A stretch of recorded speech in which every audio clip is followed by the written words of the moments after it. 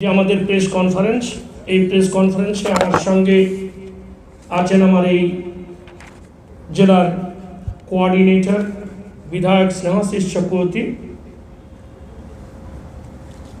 আমরা আজকে এবার কিছুটা বৃষ্টির জন্য দেরি হয়েছে, কিন্তু এবার আমরা শুরু করছি। আমরা সকলে একটা নজিরবিহীন সময়ের মধ্য দিয়ে চলছি। কোভিড-19 যে অতিমারি ও লকডাউনের জন্য আমাদের দৈনন্দিন জীবন বহু চেঞ্জেস এসছে আমাদের সকলের, কিন্তু এই চেঞ্জের সময়েও কেন্দ্রীয় সরকার যারা আজকে ভারতবর্ষ পরিচালনা করছেন, বিজেপি রাজনৈতিক দল, তারা আমাদের এই দৈনন্দিন জীবনের কিছুটা সুবিধে করে দেওয়ার থেকে তারা আমাদের কষ্ট দিতে বেশি আগ্রহী দেখা দিয়েছে। কিন্তু আমরা সবসময় মনে করি যে সংকটের সময় সমস্যা যেমনি বাড়ে, সেই সময় বিভিন্নভাবে যারা সরকারের দায়িত্বে থাকেন তাদের উচিত মানুষের পাশে থাকা এবং মানুষের এই সংকট যাতে কম হয় তার জন্য ব্যবস্থা গ্রহণ করা।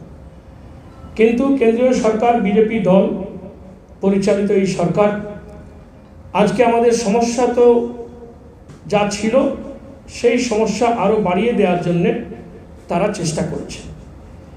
এর কয়েকটি বিষয় আপনাদের সামনে আমরা তুলে ধরার চেষ্টা করছি। তার কারণ যে আপনারা জানেন যে আজকের দিনে রাজনৈতিক কর্মসূচি ইত্যাদি করাটা এই ব্যবস্থার মধ্যে কোভিড-19-এর সময় একটু কষ্টদায়ক হয়ে গেছে। আমরা যখন সারা পৃথিবীতে যখন ব্রেন্ট ক্রুড অয়েলের প্রাইস যখন প্রায় 35.41% কমে গেছে, সেই সময় টানা 19 দিন ধরে পেট্রোল এবং ডিজেলের যে জ্বালানিটা সব ক্ষেত্রে লাগে, যার ইম্প্যাক্ট বাজারের দাম বৃদ্ধির ক্ষেত্রে অত্যন্ত ইম্পর্টেন্ট।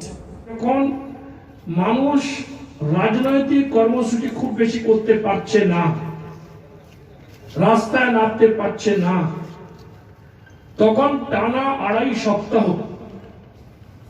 বিজেপি তেলের দাম বাড়িয়ে যাচ্ছে। মানুষের কাছে এই তথ্যটা পৌঁছে দিতে হবে আপনাদের। যখন রাজনৈতিক কারণে রাজনৈতিক দল বিজেপি এবং সিপিএম এরা রাজনীতি করার জন্য ঘোলা জলে মাছ ধরার যখন চেষ্টা করছে, আমাদের দল এবং আমাদের মাননীয় মুখ্যমন্ত্রীর যে বার্তা সেটাও মানুষের কাছে পৌঁছে দেওয়ার জন্য আপনাদের কাছে আবেদন করছি। ক্ষতিপূরণ দেওয়ার একটা বন্দোবস্ত করেছে আগামী 3 মাসের জন্য, এবং এতে প্রায় 6000 বাস নামবে, বেসরকারি বাস, সঙ্গে সঙ্গে 500 সরকারি বাস বিভিন্ন জায়গা থেকে চালু হবে। অর্থাৎ সাধারণ মানুষের যে যাতায়াতের যে সমস্যাটা সেটাও মুখ্যমন্ত্রী সমাধানের জন্য সরকারি উদ্যোগ, মানে সরকারি যে ক্ষতিপূরণ অর্থ সেটা দিয়েই কিন্তু তিনি মানুষের পাশে এসে দাঁড়িয়েছেন। আমাদের মুখ্যমন্ত্রী এই যে আমফান গেল, একটা ঝড় গেল, যেটা বাংলা ক্ষেত্রে লন্ডভন্ড করে দিয়েছে, এবং 160 বছরের মতো এত বড় ঝড় বাংলার বুকে হয়নি। এবং আপনারা সকলে জানেন যে এই বঙ্গোপসাগরে একটা ঘূর্ণিঝড় প্রবণ এলাকা, এখানে প্রায় কি বছর এখানে বিভিন্ন ধরনের ঘূর্ণিঝড়ে আক্রান্ত হয় উড়িষ্যা উপকূল, বাংলা, এই পশ্চিমবঙ্গ। এবং আমফান একটা এমন ঝড় হলো যেটা 160 বছরের মধ্যে এতটা ক্ষতিগ্রস্ত করার মতো ঝড় কিন্তু ঘটেনি আমফানের মতো। কিন্তু অত্যন্ত পরিতাপের বিষয়, দুঃখের বিষয় যে কেন্দ্রীয় সরকার এটাকে জাতীয় বিপর্যয় হিসেবে ঘোষণা করলেন না আমরা আবেদন করা সত্ত্বেও। মাত্র 1000 কোটি টাকা কেন্দ্রীয় সরকারের থেকে আমরা পেয়েছি, কিন্তু আমফানে ক্ষতি হয়ে গিয়েছে প্রায়, শুধু বাড়িঘর ধর নয়, যত ফসল নষ্ট হয়েছে, প্রচুর ব্রিজ ভেঙে গেছে, রাস্তা ভেঙে গেছে, ঘর বাড়ি ভেঙে গেছে, প্রায় 1,01,000 কোটি টাকার মতো ক্ষতি হয়েছে এই বাংলার বুকে। কেন্দ্রীয় সরকার দিয়েছে মাত্র 1000 কোটি টাকা, কিন্তু আমাদের মাননীয় মুখ্যমন্ত্রী, আমাদের জেলা সভাপতি আপনাদের বলেছেন প্রায় 53,000 কোটি টাকা আমরা কেন্দ্রীয় করের অংশ পাইনি। কেন্দ্রীয় কর যেটা আমাদের অধিকার আমাদের পাওয়ার, সেটা থেকে বঞ্চিত করেছে কেন্দ্রীয় সরকার। সেইটা আমরা না পাওয়া সত্ত্বেও আমাদের 6,500 কোটি টাকার একটা প্যাকেজ আমাদের মুখ্যমন্ত্রী তৈরি করেছেন আমফানের ক্ষতিগ্রস্ত মানুষের পাশে দাঁড়ানোর জন্য। এটা আপনারা জানেন, আমাদের মুখ্যমন্ত্রী কিন্তু চেষ্টা করে যাচ্ছেন এই সীমিত আর্থিক ক্ষমতার মধ্যেও কিভাবে বাংলার মানুষকে রিলিফ দেবে। কিন্তু তখন আমরা দেখেছি কেন্দ্রীয় সরকার কি করছে, কেন্দ্রীয় সরকার যা যা করছে সেটা কোনোটাই বাংলার মানুষের প্রয়োজনে লাগছে না, বাংলার মানুষের পাশে দাঁড়ানোর কোনো প্রকল্প নিচ্ছে না। এই যে পিএম কেয়ারস, এটা তো বলবোই, এবং এই যে গরিব কল্যাণ যে অভিযান, রোজগার অভিযান, এটা 6টা রাজ্যের 116টা জেলাকে অন্তর্ভুক্ত করা হয়েছে, তার মধ্যে বাংলা নেই। 25,000 পরিযায়ী শ্রমিক ফিরলে তবে সেই জেলা অন্তর্ভুক্ত হয়, কিন্তু বাংলায় আমার জেলা সভাপতি বলেছে 23টা জেলার মধ্যে 21টা জেলাতে আমাদের 25,000-এর থেকে অনেক বেশি শ্রমিক এসেছে। আপনাদের শুনে অবাক লাগবে, কালকে পান্ডুয়া একটা ঘটনা ঘটেছে। সেই ঘটনায় বিজেপির নেতারা বলছেন যে দাঁড়ান, তালা মেরে দিয়েছি, সাংবাদিকরা বলেছেন তালা মেরে দিয়েছি, সাংবাদিকরা এসে ছবি তুলে নিক, তারপর খুলে দেব। এবং বিজেপিতে যখন বলেছে আমার পঞ্চায়েত প্রধান যে আপনারা এসে আমাদের একটা লিস্ট নিয়ে যান, সেই সময় তারা বলছে দাঁড়ান, এখন লিস্ট নেব না, সাংবাদিকরা আসুক তখন লিস্ট নেব। তার এটা শুধু রাজনীতি করার, মানুষের পাশে থাকার জন্য না, রাজনীতি করার জন্য যারা করছেন, এই তথ্যটাও আপনাদের তুলে ধরার জন্য আবেদন জানাচ্ছি। এই বিষয়ে পৌর ভোট কবে হবে, কি হবে, এটা সরকারের সিদ্ধান্ত, ইলেকশন কমিশন অফিস স্টেট তারা এই বিষয়টা দেখেন।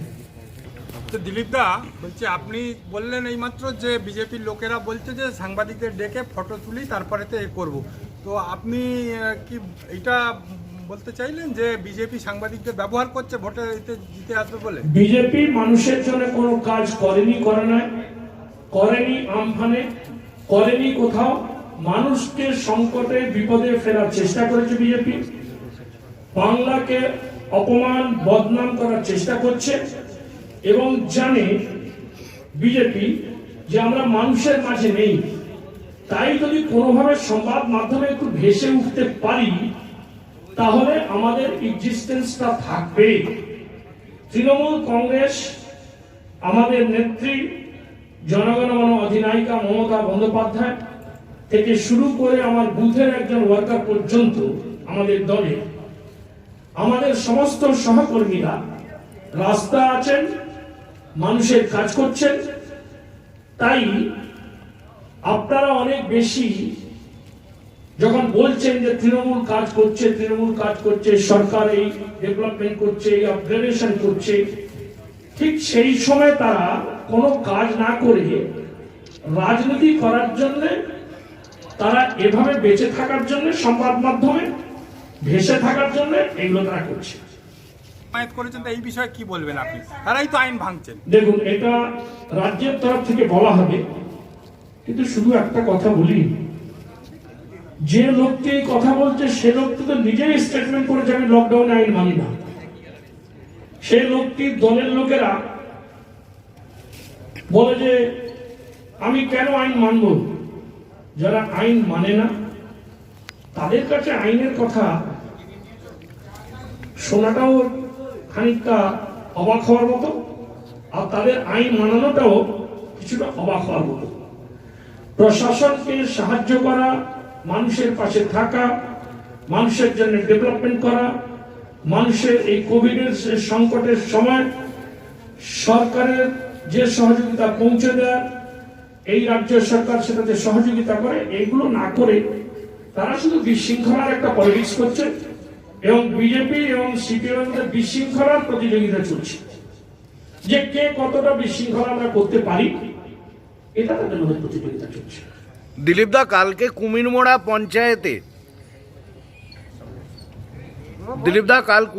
পঞ্চায়েতে সিপিএম যখন বিক্ষোভ দেখায়, তখন সাংবাদিকরা সেই খবর সংগ্রহ করতে গেলে সংবাদ মাধ্যমের ওপর ন্যক্কারজনকভাবে আক্রমণ করা হয় এবং একজন সাংবাদিকের মোবাইল ভেঙে দেওয়া হয়, কি বলবেন? দেখুন, আমরা একটু আগেও বললাম যে বিজেপি দল সংবাদ মাধ্যমের স্বাধীনতার উপরে হস্তক্ষেপ করছে, আর সিপিএম দল কতবার করেছে তার যদি সংখ্যা দেওয়া যায় গত 3.5 দশকে, তাহলে সংখ্যাটা অনেক বড় হবে। কিন্তু দিলীপ দা, এখানে তো আপনারই দলের প্রধান সেখানে রয়েছেন।